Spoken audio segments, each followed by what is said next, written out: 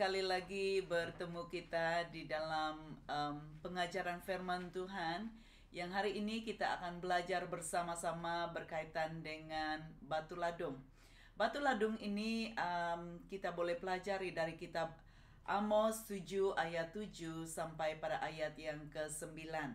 Dan ini adalah berkaitan dengan penglihatan Amos. Mari kita melihat bersama firman Tuhan yang terdapat di dalam Amos 7 ayat 7 sampai ayat yang ke-9. Inilah yang diperlihatkannya kepadaku. Lihatlah, Tuhan hadir di sisi sebuah tembok yang tegak lurus dengan tangannya memegang batu ladung. Firman Tuhan kepadaku, apa yang kau lihat, Amos? Jawabku, batu ladung. Firman Tuhan, sesungguhnya aku akan memasang batu ladung di tengah-tengah umatku Israel, dan aku tidak akan mengampuni mereka lagi. Ayat yang ke-9, akan tandus kesepianlah segala bukit pemujaan Ishak, dan tempat-tempat suci Israel akan menjadi puing-puing. Aku akan bangkit melawan keluarga Yerobeam dengan pedang. Nah, daripada firman Tuhan yang kita pelajari pada hari ini, saya mengambil tema pembelajaran kita pada hari ini adalah batu ladung. Nah, mari kita bersama melihat apakah fungsi batu ladung ini. Di dalam bahasa Inggris, batu ladung ini disebut sebagai plumb line atau plummet. Batu ladung adalah sebuah alat pengukur ketinggian atau lurusnya sebuah bangunan.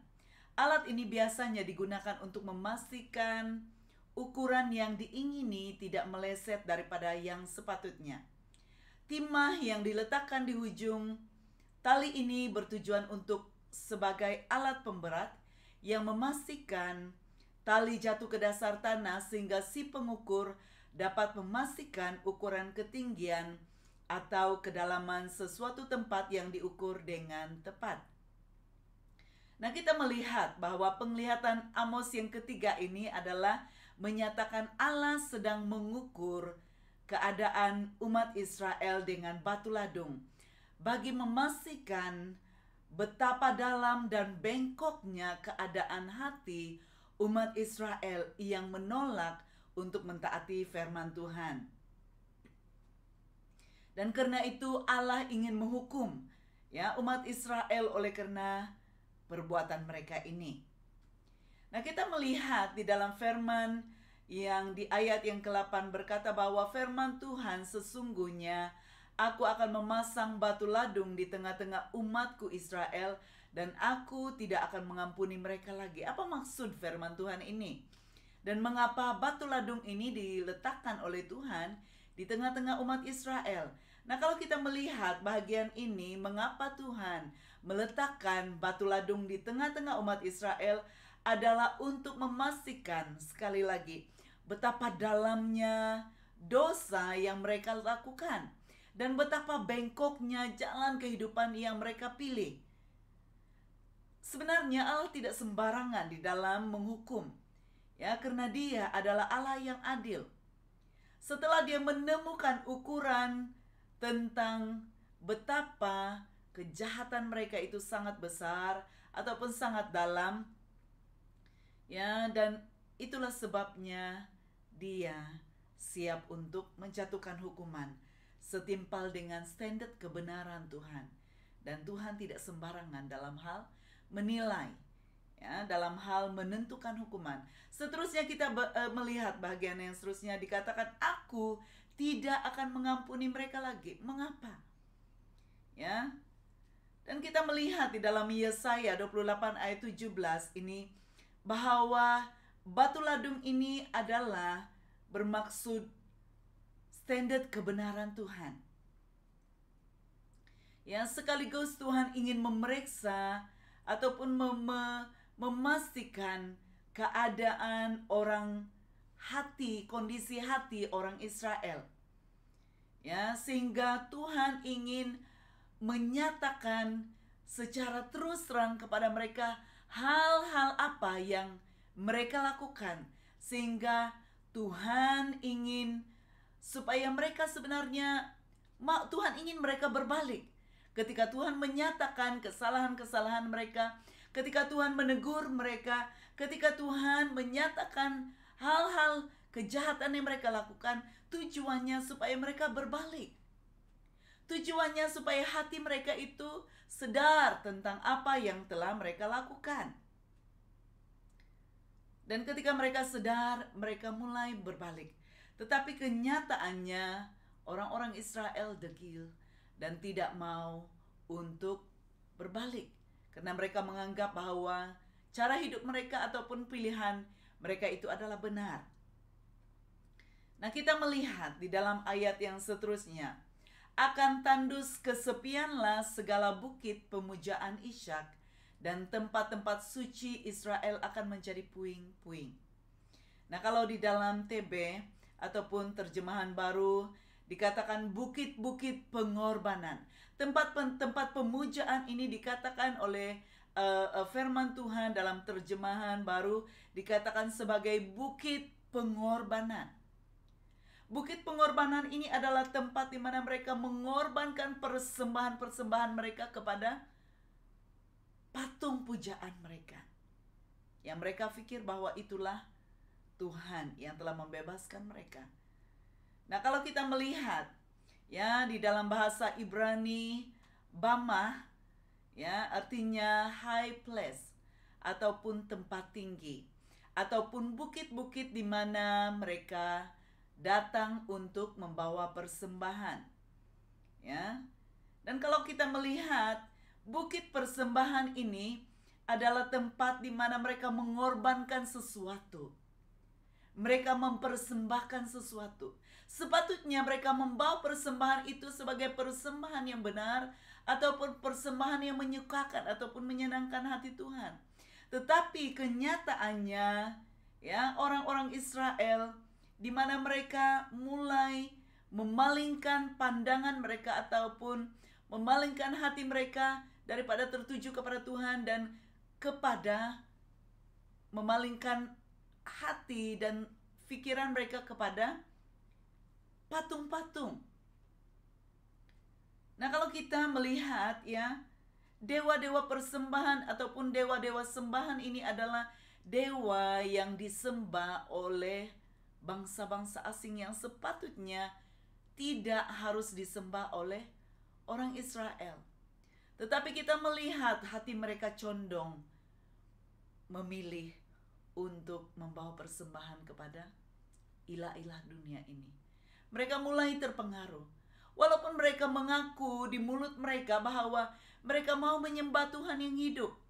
Mereka mau mempersembahkan persembahan kepada Tuhan yang hidup, tetapi bukti perbuatan mereka itu mereka membawa persembahan mereka kepada patung-patung yang mereka pikir bahwa itu adalah Tuhan. Nah, keadaan ini membuat Tuhan sangat kecewa dan sangat sakit hati. Sama dengan hidup kita hari ini, saudara yang dikasihi oleh Tuhan. Banyak orang berpikir bahwa dia menyembah Tuhan yang hidup. Banyak orang Kristen berpikir hari ini, hari Minggu dia datang ke ibadah dan dia melakukan ya upacara ataupun ibadah kepada Tuhan. Tetapi dalam masa yang sama hatinya condong ataupun hatinya terarah kepada perkara-perkara yang najis. Kepada hal yang duniawi. Kepada hal yang bertentangan dan menyedihkan hati Tuhan yang membuatkan Tuhan terluka dengan tindak tanduk dan perbuatan-perbuatan kita. Mari kita sadar saudara yang dikasihi oleh Tuhan. Dan mari kita selidiki hal-hal yang tidak disukai ataupun tidak disenangi oleh firman Tuhan, oleh Tuhan sendiri. Itu semua tercatat di dalam kebenaran firman Tuhan. Mari kita perhatikan lebih dalam apakah yang sangat-sangat menyakitkan hati Tuhan, yang membuatkan Tuhan merasa jijik dengan tempat penyembahan, tempat-tempat suci penyembahan orang Israel. Sehingga Tuhan katakan, aku jijik dan ingin menghancurkan semuanya. Karena semua itu berbaur penyembahan kepada berhala-berhala. Dan di bahagian lain firman Tuhan jelas berkata dia adalah Tuhan yang cemburu. Dia tidak ingin disamakan dengan ilah-ilah zaman ini. Dia tidak ingin disamakan dengan berhala-berhala zaman ini karena dia bukan Tuhan yang seperti patung-patung sembahan orang-orang asing. Dia adalah Allah yang bertindak dan dia Allah yang menginginkan kesucian. Nah, di bagian firman Tuhan yang seterusnya berkata bahwa aku akan bangkit melawan keluarga Yerobeam dengan pedang. Saudara yang dikasihi oleh Tuhan, mengapa Tuhan menentang Raja Yerobeam, raja daripada orang Israel pada ketika itu? Kalau kita melihat bahagian firman Tuhan, dikatakan di sini di dalam 1 Raja-Raja 12 ayat 28 hingga ayat yang ke-23 berkata bahwa ada beberapa puncak kejatuhan moral ataupun kejahatan orang Israel yang menyebabkan Tuhan ingin menghukum mereka. Ketika Yerobeam mulai diangkat oleh orang Israel menjadi raja, ya, itu sebenarnya atas pilihan Tuhan.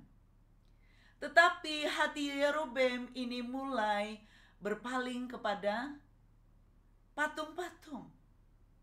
Mulai berpaling kepada berhala-berhala sembahan orang-orang pada zaman itu. Kita melihat di bahagian ini dikatakan bahwa Raja Yerobeam membuat 2 ekor anak lembu emas sebagai sembahan orang Israel. Dia tidak lagi memalingkan atau tidak lagi mengharapkan pengharapannya kepada Tuhan yang hidup, Allah yang hidup, tetapi dia mulai membuat orang-orang Israel berpaling kepada dosa, kepada kejahatan. Dengan apa? Dengan membina 2 ekor anak lembu emas. Nah, apalagi yang dia buat? Dia membina kuil di bukit pemujaan. Ya. Dan selain itu dia juga mengangkat imam yang bukan dari kalangan orang Israel. Imam yang sepatutnya melayani orang Israel di hadapan Tuhan adalah suku Lewi yang telah dipilih oleh Tuhan. Tetapi Yerobeam ini memberontak dan memilih ataupun menentukan imam yang bukan pilihan Tuhan. Selain itu, hal yang menajiskan orang Israel juga adalah dia menetapkan sebuah hari perayaan. Dia mereka sebuah hari perayaan khusus untuk orang Israel.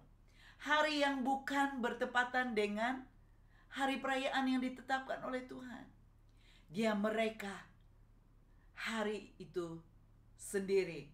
Sehingga orang Israel, umat Israel mengikuti ketetapan yang telah ditetapkan oleh Yerobeam.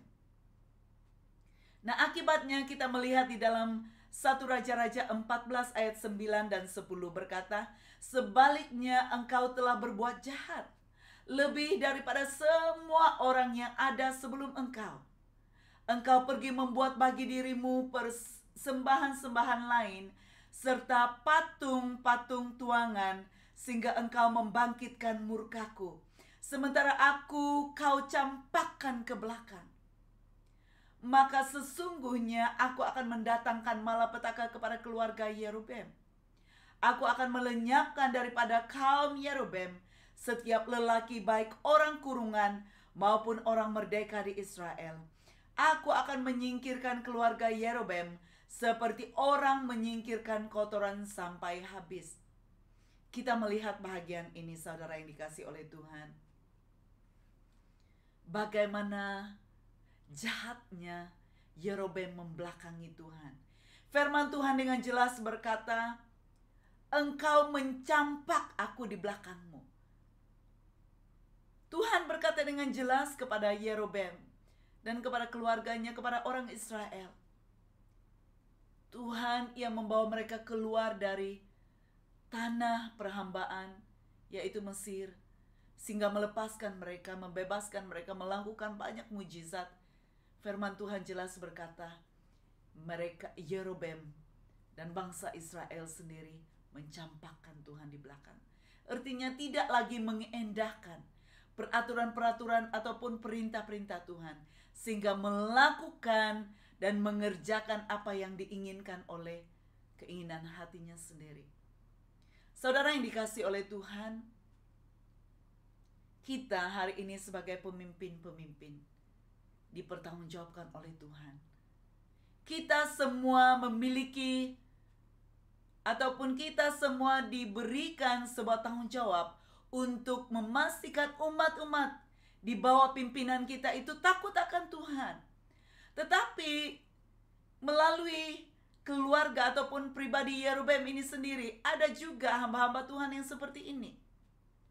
Bukan lagi mereka membawa umat-umat takut akan Tuhan, tetapi membawa umat-umat memberontak, membelakangi Tuhan. Ini sangat bahaya, khususnya bagi kita sebagai hamba-hamba Tuhan, sebagai pemimpin-pemimpin.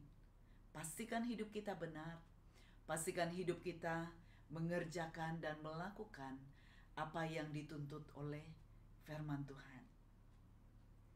Nah, kesimpulannya di sini daripada pembelajaran firman Tuhan melalui penglihatan Amos, yaitu batu ladung ini, kita melihat tidak ada sesuatu pun yang dapat kita sembunyikan daripada Tuhan yang hidup.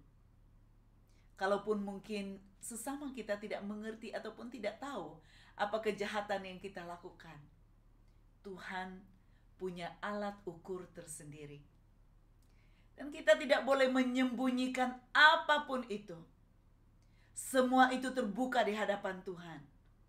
Tuhan ada alat ukur tersendiri. Dan semua perbuatan manusia itu akan dinilai dan diukur Tuhan selaras dengan keadilan dan kebenarannya. Tuhan ada standar tersendiri. Dan Dia ada alat pengukur tersendiri. Hal yang ketiga yang harus kita perhatikan adalah Tuhan juga boleh memakai sesiapapun hambanya untuk menyatakan ataupun membongkarkan hal-hal yang tidak benar dalam hidup kita, tentang kejahatan, tentang pelanggaran kita. Karena Tuhan ingin memberi kita peluang. Tuhan ingin memberi kita kesempatan. Tuhan sangat rindu agar kita memperbaiki kejahatan, kesalahan, perbuatan yang kita lakukan, yang membuatkan hidup kita najis. Supaya ketika kita sadar, kita mau berbalik kepada Tuhan, sehingga Tuhan akan memperbaiki pelanggaran-pelanggaran kita. Sehingga ketika kita bertobat dan kembali kepadanya, maka kita akan dipulihkan oleh Tuhan dan diampuninya. Keputusan sekali lagi ada di tangan setiap kita. Kita yang menentukan hidup kita. Kita menentukan hidup kita hari ini, dan kita juga menentukan hidup kita di kemudian, di dalam kekekalan. Hal yang keempat yang boleh kita pelajari adalah pemimpin sebuah bangsa dipertanggungjawabkan terhadap keadaan umatnya. Sekali lagi saya mau katakan, kita sebagai pemimpin, kita sebagai hamba-hamba Tuhan dipertanggungjawabkan tentang keadaan orang-orang yang kita pimpin. Pastikan kita melakukan itu dengan hati yang takut akan Tuhan dan dalam standar kebenaran Tuhan. Nah, hal yang terakhir adalah batas hidup seseorang itu ada di tangan Tuhan. Seperti kita melihat Yerobeam, masa ketetapan hidup mereka ditetapkan oleh Tuhan. Tuhan berkata bahwa pedang akan mencari bahagian hidup keluarga Yerobeam, karena mereka tidak takut akan Tuhan. Nah, hidup kita ini ada di dalam tangan Tuhan. Tuhan yang menetapkan bila masanya dia mengambil kita, dan bila masanya dia mengizinkan kita menjalani kehidupan kita di bumi. Oleh itu marilah kita berhati-hati sekali lagi. Saya ingin mencabar umat-umat Tuhan. Kalau engkau menilai hidupmu, dan kalau engkau disedarkan bahwa engkau hidup di dalam dosa dan pelanggaran, ingat bahwa Tuhan ada alat ukurnya tersendiri. Dia mengukur setiap perlakuan kita. Dia mengukur cara kita menyembah. Dia mengukur cara kita beribadah. Dia mengukur jalan-jalan hidup kita. Pastikan hidup kita dan pilihan kita dan tindakan kita, ibadah kita itu benar di hadapan Tuhan. Jangan sampai kita menduakan Tuhan. Tuhan tidak ingin. Tuhan tidak mau diduakan. Pastikan hati kita itu benar. Satu, hanya menyembah Allah yang hidup. Dan saya ingin supaya kita membuat pilihan yang benar dalam hidup kita. Menilai dan memperhatikan jalan hidup kita. Supaya kita kedapatan benar di hadapan Tuhan. Ketika kita diukur. Ketika kita diletakkan di alat ukur Tuhan. Maka kita kedapatan sebagai orang yang benar-benar hidup menjalani kebenaran. Dan hari ini sekali lagi saya ingin mencabar kita. Perhatikan hidupmu. Mari kita jalani hidup dengan benar. Dan oleh itu sekali lagi hidup kita hanya sementara. Hidup kita selagi ada kesempatan, lakukanlah dengan benar. Jalanilah hidup kita dengan benar. Dan jalanilah hidup kita dengan takut akan Tuhan.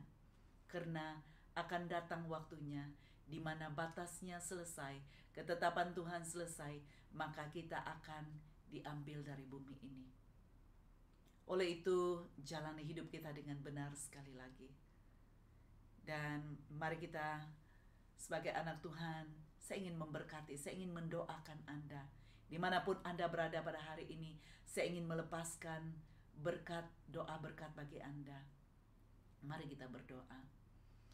Tuhan memberkati engkau dan Tuhan menaungi engkau. Dimanapun engkau berada, Tuhan akan melindungi engkau. Dan Tuhan akan menaungi dan mengarahkan pandangannya hanya kepadamu. Karena engkau kedapatan sebagai orang-orang yang dikasihi, sebagai orang yang benar. Dan biarlah mulai hari ini damai sejahtera Tuhan, shalom yang mengatasi segala sesuatu, memerintah hati dan pikiranmu, menjaga engkau tetap di jalur Tuhan, menjaga engkau tetap di dalam hidup yang benar dan di dalam standar kebenaran itu sendiri. Terima kasih Tuhan, dan biarlah kiranya berkat dan kasih karunia Tuhan menaungi engkau dan memimpin engkau hidup sejalan dengan standar itu sendiri. Terima kasih Tuhan Yesus, hamba-Mu selesai berdoa, menyampaikan firman-Mu, kiranya Roh Kudus Allah akan terus berkarya di dalam hidup kami masing-masing, menyatakan kebenaran dan membuatkan kami sadar bahwa hidup kami sementara, hidup kami diukur, hidup kami dinilai oleh Tuhan, dan sehingga kedapatan berat hidup kami itu adalah kepada hal-hal yang menyukakan ataupun yang menyenangkan Tuhan. Terima kasih Bapa Surgawi, ini doa kami, dan kami terima firman-Mu masuk meresap di dalam hidup kami, menjadi makanan, menjadi kekuatan, menjadi peneguh dalam hidup kami. Terima kasih dalam nama Yesus Tuhan, kami bersyukur dan menerima berkat firman-Mu hari ini. Haleluya, mari kita sama-sama katakan amin, amin, amin. Dan sampai kita belajar firman Tuhan yang seterusnya, Tuhan Yesus memberkati dan Tuhan akan menaungi kita senantiasa. Amin.